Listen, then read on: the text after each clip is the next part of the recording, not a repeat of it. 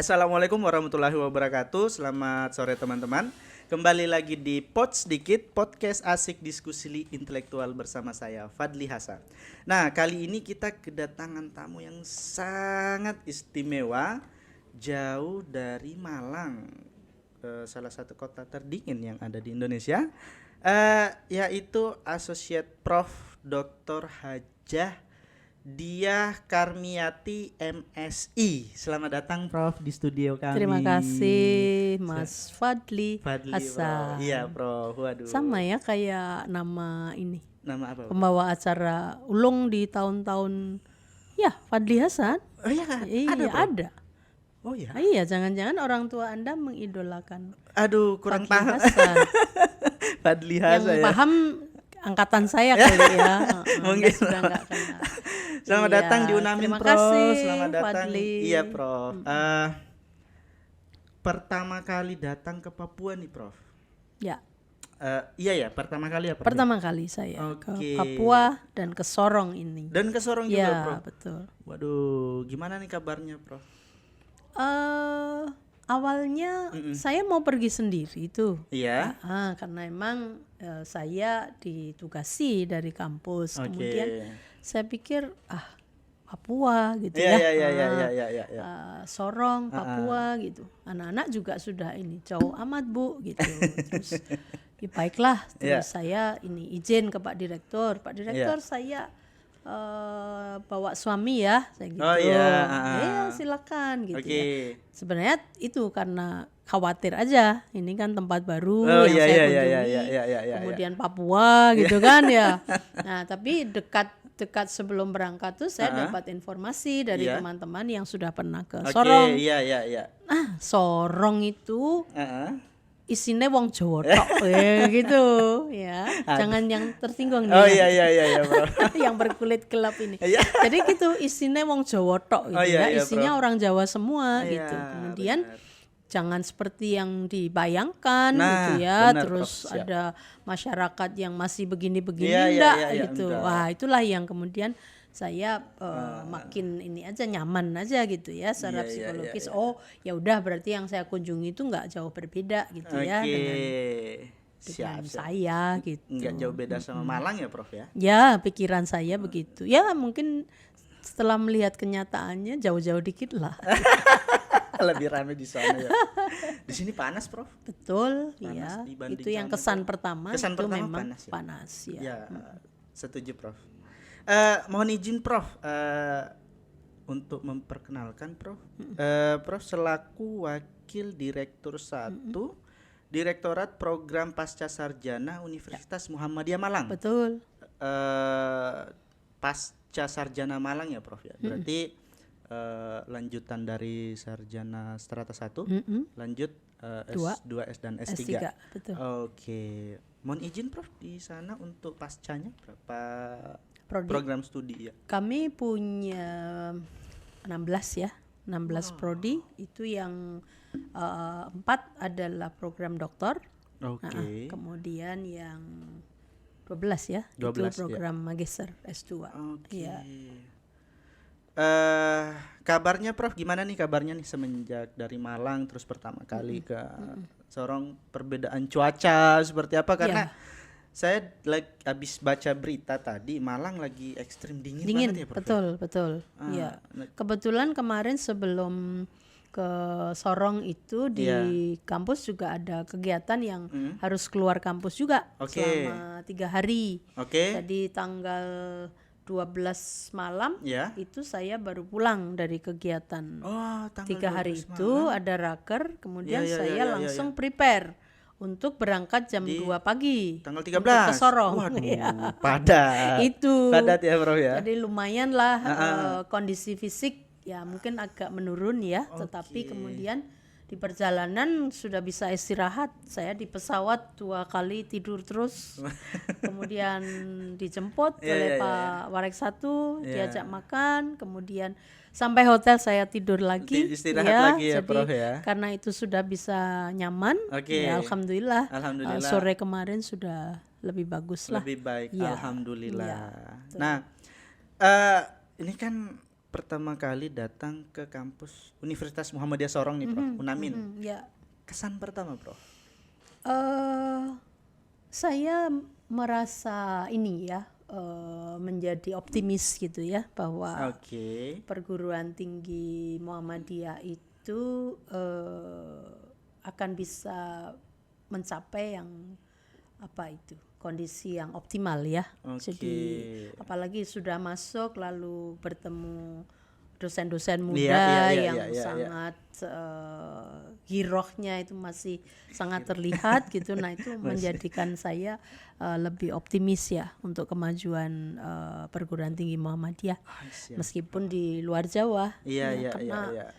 Karena kami pun dulu di UMM mengalami hal yang sama seperti teman-teman Unamin sekarang ini gitu kan. Ada fase-fase di mana semua perguruan tinggi yang sekarang besar itu pasti ada fase yang harus dilalui gitu. Saya sudah 35 tahun bekerja di UMM itu. 35 tahun. Iya. Begitu fresh graduate saya langsung ke UMM. Fresh graduate S1. Keren. Ya itu. Jadi belum lahir. Belum lah. Pasti belum. Iya. Belum jadi apa-apa lah.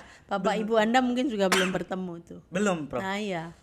Nah itu sehingga saya menjadi bisa sangat merasakan perjalanan sebuah perguruan tinggi Muhammadiyah dari awal sehingga bisa menjadi sesuatu dalam tanda petik itu memang karena proses. Nah gitu. Maka saya yakin betul nanti suatu saat bisa mencapai hal yang sama dengan perguruan tinggi Muhammadiyah yang sudah besar gitu ya.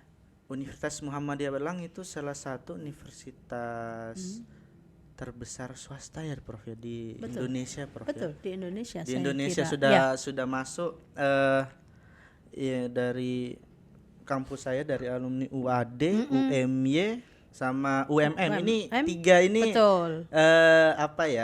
selalu di rating yang paling kompetisi lah ya, kompetisi di atas. Di atas itu. Luar biasa. Mungkin tambah satu lagi UMS ya. Oh iya, benar, sorry. UMS juga. Surakarta. Iya. Waduh, keren. Saya kebetulan dulu sempat, Prof, sering ke Malang dulu, sempat waktu masih studi di UAD sering mengunjungi Malang ya. Keren kalau lewat depan UMM itu, waduh luar biasa. Mau masuk aja tuh kayak, wah ini kampusnya luar biasa ini. Tingkat internasional ini kelasnya nih, waduh luar biasa. Keren sekali, Prof. Nah mungkin ini agendanya, Prof, untuk datang ke Papua jauh-jauh dari Malang, terus berkunjung ke Unamin, ke Papua, ini agendanya apa? Betul. Ya. Jadi kami DPPS UMM itu ada program data sharing ya.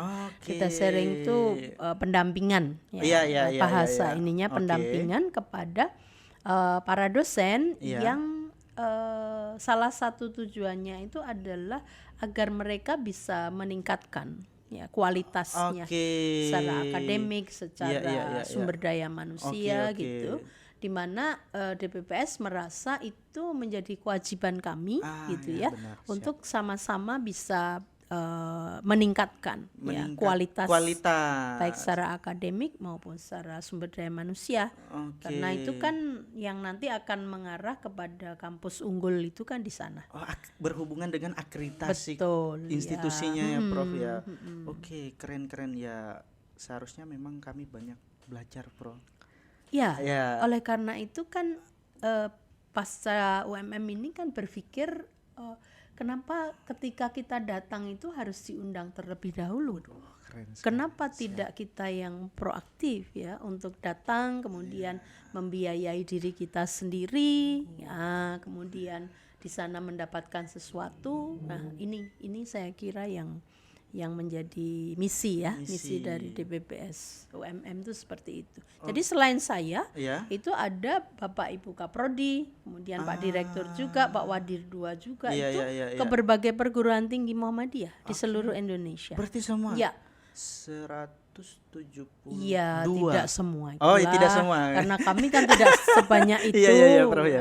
Jadi ada yang di Binjai, ada yang di Luwu, ada yang di Pontianak. Nah, kayaknya yang paling timur saya deh, yang ke Prof, Sorong ya. itu. Yang Dan lain di barat saya yang di tujuannya timur. Unami. Waduh, terima kasih banyak, Prof.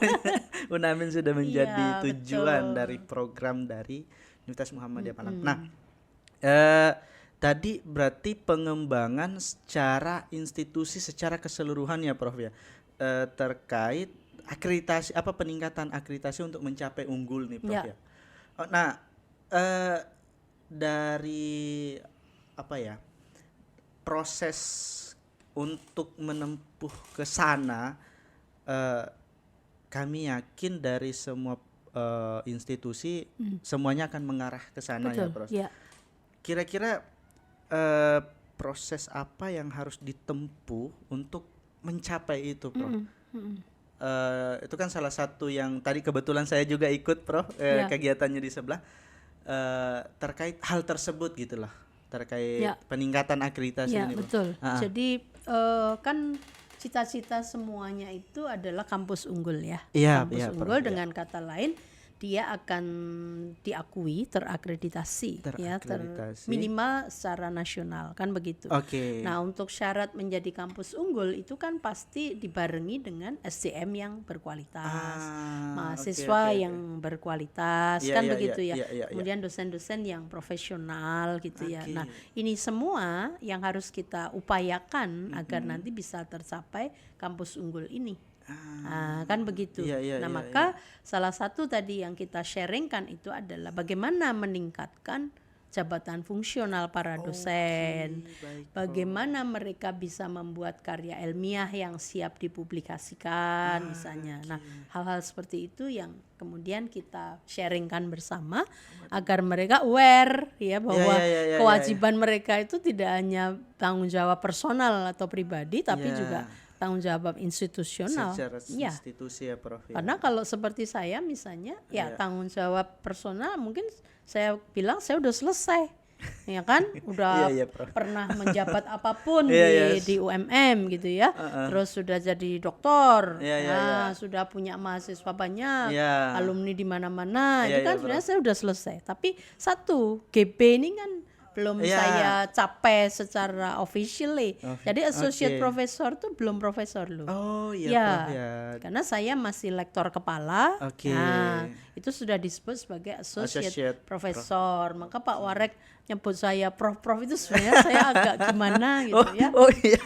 Tapi akan ke sana kan? Iya, betul. Dan apalagi angka untuk kesananya tuh tadi tinggal dikit lagi ya. Mudah-mudahan. Tapi usia kan juga sudah tidak sedikit. Enggak kelihatan. Makanya saya memotivasi Pak Rektor tadi kan. Pak Rektor tuh masih banyak waktu gitu loh. Tinggal selangkah dua langkah udah bisa terpenuhi itu. Siap, gitu. Prof. Nah, untuk kami nih, Prof, yang baru memulai, Prof. Kan teman-teman di luar sana banyak, khususnya di Unamin ataupun teman-teman mungkin yang nonton video kita pada episode kali ini, kami yang masih pemula, Prof, mungkin tips and trick lah bagi kami yang berkarir sebagai dosen.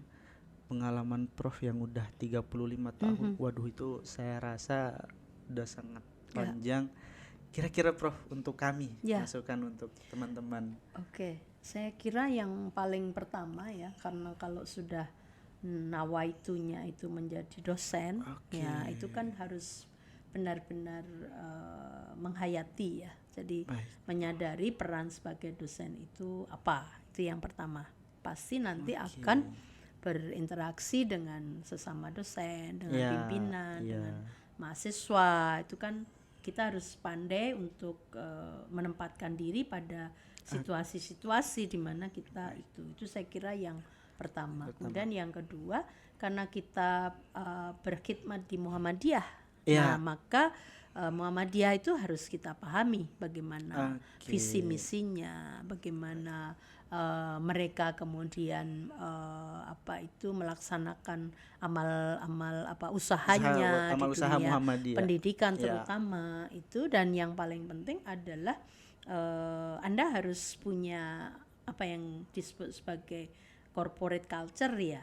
Corporate Ya, culture. jadi budaya dalam organisasi itu secara keseluruhan adalah Muhammadiyah ya, tetapi masing-masing ini pasti punya locally corporate culture-nya itu. UMM punya corporate culture yang spesifik. Nanti Sorong juga punya karakter yang spesifik juga gitu. Nah, ini juga harus dikembangkan dari sana. Sehingga manajerial itu tidak harus sama. Jadi misalnya Unamin mencontoh UMM itu beberapa hal yang itu sangat general gitu ya. Tapi kalau sudah secara internal kita masuk pada spesifikasi dosen-dosennya, karyawannya, mahasiswanya, itu pasti akan punya ciri khas tersendiri gitu. Nah, Anda yang paling penting bagi orang mudanya ini harus diingat Anda nanti penerus pengganti gitu. Siap. Iya kan, mau tidak mau ya Anda ini nanti yang menggantikan kita semua yang sudah mulai kewut tadi saya bilang dan mungkin jadi pensiun ya. Nah, Anda harus siap untuk itu. Ada estafet kepemimpinannya harus siap. Dan saya lihat kalau yang muda-muda punya semangat yang tinggi itu insya Allah ya akan tercapailah tadi yang unggul-unggul tadi itu. Amin. Harus optimis kita ya sebagai umat yang Islam dan siap. Nawaitu. Terus kemudian tadi itu corporate culture-nya harus diciptakan menempatkan diri sebagai dosen saat ketemu mahasiswa. Betul, terus bagaimana ketemu pimpinan. Itu juga penting. Terkait ini Prof, kan di kita kampus Muhammadiyah itu kan bukan Tridharma perguruan tinggi ya Prof ya? Kita catur ada catur dharma perguruan tinggi. Jadi selain pendidikan pengajaran, penelitian, pengabdian masyarakat, satu lagi ada Al-Islam Kemuhammadiyahan. Betul. Untuk menjalankan catur dharma nih Prof, selain dari misalnya dari kan tadi pribadi masing-masing ya Prof ya. Kalau secara general untuk catur dharma ini Prof, kira-kira untuk tips-tips. Jadi selain Al-Islam dan Kemuhammadiyahan itu sebagai way of life ya menurut saya, jadi pedoman untuk kehidupan kita. Tetapi secara tuntutan administratif untuk akreditasi, maka dharma yang keempat ini harus tercirikan gitu, harus nampak. Apa bedanya kampus Anda dengan perguruan tinggi yang lain? Nah, oleh karena itu yang keempat ini harus mewarnai bagaimana kita melakukan sebuah riset, melakukan sebuah pengabdian, melakukan sebuah proses belajar mengajar. Yang keempat ini harus mewarnai yang tiga catur yang pertama itu. Ya, jadi pelibatan mahasiswa dalam penelitian, menggunakan subjek-subjek penelitian dari amal usaha Muhammadiyah, kemudian mengembangkan nilai-nilai Muhammadiyah ketika kita melakukan pengabdian masyarakat. Nah, itu yang dituntut ya oleh badan akreditasi ketika melihat apa nih yang keempat yang Anda punya yang itu apa itu ya Prof ya. Karena emang di akreditasi yang 9 kriteria itu kita jadi punya 10. Yang ke-10 itu adalah jati diri dan penciri. Jati diri dan penciri kita itu adalah Kemuhammadiyahan dan Al-Islam. Bagaimana kita mengintegrasikan Al-Islam Kemuhammadiyahan ke Tridharma dalam ketiga Tridharma itu begitu ya. Ya itu menjadi salah satu Prof ya, kayak mungkin Prof sebelumnya sudah tahu atau pernah dengar informasi kalau misalnya kita kampus Muhammadiyah di Papua, itu kan ada beberapa, kita punya institusi yang Muhammadiyah di Papua. Untuk apa, dari segi mahasiswanya itu beraneka ragam, Prof. Betul. Hampir kita bilang kalau di Papua itu Indonesia kecil ya, karena mulai dari Sumatera sampai Papua itu ada semua di dalam sini. Salah satunya itu kan apa ya, yang kuliah di sini itu bukan hanya yang, mohon maaf, yang beragama Muslim, betul. tapi banyak juga dari teman-teman yang lain, dan alhamdulillahnya kita bisa bersama-sama di sini di kampus Muhammadiyah, yang sampai dari pimpinan pusat Muhammadiyah Pak Dr. Muktia kalau tidak salah ya, ada bukunya, ada buku. Aduh saya lupa lagi terkait ini apa istilahnya itu, Muhammadiyah multikultural ya. Nah, terkait hal tersebut, jadi memang salah satu tantangan tersendiri, Prof, kami. Betul. Kalau menurut pandangannya Prof sendiri? Jadi menurut saya justru apa ya, ini bisa dijadikan satu keunggulan ya, yang dimiliki oleh Muhammadiyah Sorong ya. Jadi di mana kita berada dalam sebuah lingkungan ya, yang kita boleh dikatakan mungkin kita jadi minoritas gitu ya, karena memang kita sebagai orang yang datang kan ke bumi Papua, sehingga yang kuliah di sini pun adalah justru sebagian besar adalah saudara-saudara yang non Muslim. Nah itu saya kira menjadi satu kelebihan tersendiri, dan Muhammadiyah itu kan memang sangat terkenal dengan konsep-konsep inklusivitas kan ya, bukan eksklusif tapi inklusif. Jadi di dalam kita itu ada keragaman yang sedemikian rupa. Jadi di UMM itu 15% mungkin 15% mahasiswanya juga non Muslim.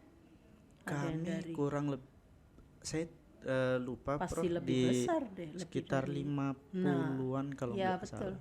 Mungkin bisa 50 lebih ya. Mereka lebih banyak gitu. Nah, ini saya kira satu keunggulan.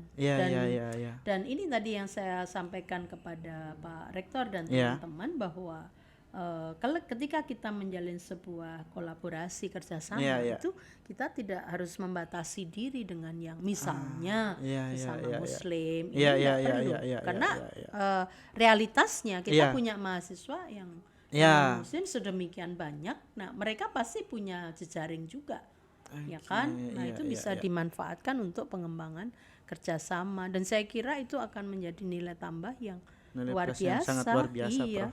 Asesor sangat menyukai untuk hal-hal seperti itu, karena kebinekaan Indonesia kan. Izin Prof, selaku apa ya tadi ya, terkait implementasi catur dharma di Muhammadiyah ini,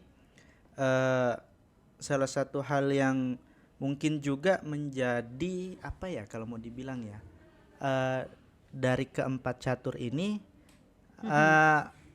sulit sih enggak, saya kurang tahu mendeskripsikan salah satu caturnya itu di penelitian nih Prof nih.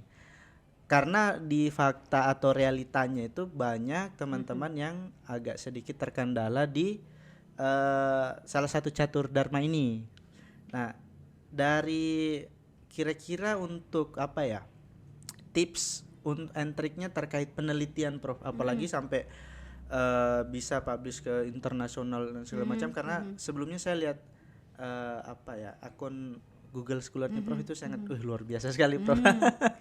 Tuh saya masih di bawah, teman-teman yang lebih hebat tapi banyak. Udah keren sekali Prof. Nah, untuk apa istilahnya tuh, untuk tips ke teman-teman yang lain Prof terkait. Tadi kan saya sampaikan ya, jadi kalau kita mau maju itu kita tidak cukup sekedar work hard ya, bekerja keras ya, tidak hard working saja, tetapi harus bekerja yang smart gitu, bekerja cerdas, sehingga kita tidak merasa terbebani dengan tanggung jawab yang kita emban kan Iya, begitu. iya, iya, Termasuk iya, di dalamnya adalah penelitian. Oke. Karena sebenarnya dari hal kecil saja kita bisa melakukan punya sejumlah data itu kita sudah bisa olah ya menjadi sebuah hasil penelitian, sebuah riset. Nah dari riset itulah kemudian kita kemas lalu akan bisa kita publikasikan ya ketika itu memenuhi syarat. Ya memang mengadakan waktu itu harus gitu. Ya belajar dari pengalaman saya mulai melakukan itu sebenarnya sudah sangat terlambat. Ya karena saya itu tadi sudah saya sampaikan juga ke Pak Rektor, saya itu tidak menjabat itu hanya ketika sekolah. Struktural. Selama jadi 35. Iya betul. Jadi sejak masuk di UMM itu di tahun 88 itu beberapa saat itu saya sudah jadi sekretaris fakultas. Beberapa saat kemudian sudah jadi dekan. Kemudian saya sekolah lah 3 tahun untuk S2. Pulang itu sudah dijadikan lagi apa gitu. Ada lagi tugas itu. Berangkat kuliah lagi 2006 untuk S3. Pulang itu saya sudah diberikan lagi tanggung jawab. Jadi tidak menunggu waktu lama gitu. Nah, hal-hal seperti itu yang mungkin saya menjadi bisa excuse ya, bahwa lah saya dibebani itu terus maka saya nggak bisa meneliti, saya nggak bisa publikasi kan begitu. Padahal memang di zaman saya dulu kan itu tidak terlalu dituntut, benar. Gitu kan. Syarat-syarat juga tidak terlalu sulit untuk kepangkatan dan sebagainya. Jadi sebenarnya usia-usia seperti saya ini juga baru saja melakukan penyesuaian untuk hal-hal yang seperti itu. Jadi ketika misalnya Pak Rektor Unamin, ada Ibu Musna belum, ini sebenarnya yaitu generasi selevel saya yang ketika itu tidak terlalu memikirkan hal itu, kecuali hanya bahwa kita bekerja, kita jadi dosen di perguruan tinggi Muhammadiyah yang secara all out mendedikasikan kemampuan kita gitu. Jadi tidak terlalu berpikir. Itu kan sebenarnya ya baru-baru saja. Baru ya Prof ya. Betul. Terkait publikasi penelitian ini ya Prof ya. Ya tapi kita harus tetap berproses dan menyesuaikan regulasi yang ada kan. Tidak boleh kemudian diam aja kan begitu. Berproses. Ya itu. Keren. Berproses. Mungkin terakhir sih Prof. Satu kata untuk Unamin Prof. Karena Unamin tadi kan punya simbol ini ya. Satu jari itu adalah unggul gitu ya. Saya boleh menambahkan satu ini ya. Unggul dan pasti. Ya. Pasti. Pasti ini maksudnya gimana nih Pak? Ya unggulnya pasti akan pasti dicapai. Unggul. Ya gitu. Pasti unggul. Bisa semuanya. Betul. Pasti dosennya pasti bisa gitu. Waduh, iya. Itu. Wah, keren ya. Sebenarnya ini agak mengutip sih yang jadi slogannya UMM. Sekarang UMM UMM pasti. UMM pasti. Oke. Pasti lulus tepat waktu. Pasti punya pekerjaan ketika lulus. Dan itu by design. Kita desain agar mahasiswa itu mencapai itu. Jadi kalau kita ditanya S1 lulus berapa tahun ya, kita bisa jawab secara pasti 4 tahun lulus. Iya. Pasti begitu. Ya. Wah, keren. Karena kita punya desain untuk membuat 4 tahun mahasiswa lulus itu. Nah, kalau yang tidak bisa lulus ya mungkin kecelakaan lah itu teman-teman ya, tapi by design kita sudah itu. Itu. Jadi pasti unggul lah. Pasti unggul. Amin gitu. Ya Allah amin. Semoga Unamin bisa seperti Universitas Muhammadiyah Malang. Amin. Dan itu sebuah hal yang sangat mungkin. Sangat mungkin ya. Karena kami dulu pernah melalui fase yang seperti sekarang mungkin sedang dilakukan, berproses seperti Sorong. Berproses itu keren Prof. Terima kasih banyak Prof. Sama-sama. Semoga sehat selalu Prof. Amin. Diberikan kesehatan, dilancarkan kegiatannya. Amin. Setelah ini kan nanti besok masih ada. Masih lanjut lagi. Siap Prof. Siap. Terima kasih banyak Prof. Atas waktunya sudah datang ke studio kami. Terima kasih atas masukan-masukannya. Saya sebagai yang baru masuk ke dunia akademik sangat-sangat tercerahkan, Prof. Semoga teman-teman di luar sana yang nonton episode kali ini juga bisa tercerahkan, mengambil manfaat yang hasil pembahasan kita tadi. Sekali lagi terima kasih banyak, Prof. Sama-sama, sudah datang ke Mas kampus kami. Fadli Hasan. Ya.